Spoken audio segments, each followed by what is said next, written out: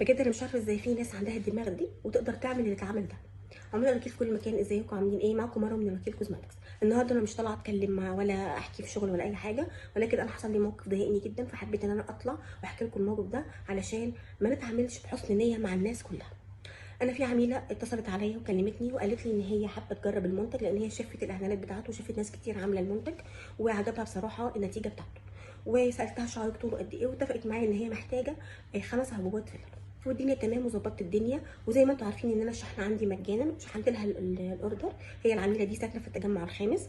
شحنت لها الاوردر وبالفعل العميله استلمت الاوردر ودفعت الفلوس والدنيا تمام. ولكن انا فوجئت ان بعد يومين بتكلمني نفس العميله وبتقول لي انا اسفه جدا يا دكتور، انا عندي ظرف طارئ جدا ومحتاجه الفلوس اللي انا دفعتها لحضرتك وهرجع الاوردر. وانا بحسن نيه تماما قلت لها تمام مفيش اي مشكله، حضرتك لما الظرف ده يخلص ولو احتجتي المنتج تاني كلميني وانا هشحنه لحضرتك ومفيش اي مشكله. قالت لي تمام. وبالفعل انا طلعت مندوب على حسابي انا، اخد الاوردر، اخد الفلوس، سلمها الفلوس واخد منها الاوردر. ولكن المفاجاه ان الاوردر اللي هي بعتته لي، انا هوريكم ازاي جه او ازاي وصل لنا. 5 عبوات اللي انا شحنتهم للعميله، تمام، جولي بالطريقه دي. جولي 5 عبوات فاضيين، تمام، زي ما انتم شايفين كده، فاضيين تماما. يعني انا شحنت لها 5 عبوات فيلر، رجعت لي 5 عبوات ولكن فاضيين. 5 هوريها لكم،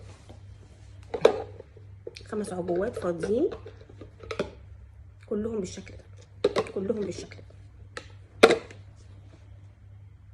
5 عبوات فاضيين. انا مش جد يعني مش عارفه اقول غير انه حسبي الله ونعم الوكيل. هي كعميله استغلت سياسه الاسترجاع اللي هي خلال 14 يوم، وانا كمروه اتعاملت معاها بحسن نيه جدا، تمام. واتصلت عليها لقيتها مش بترد اول مره، وبعد كده اتعمل لي بلوك. فانا حبيت اطلع واحكي لكم الموقف، مش عشان اضايقكم ولكن بس عشان كل الناس تخلي بالها ان الناس ما بقاش يعني ما تتعاملوش بحسن نيه مع كل الناس.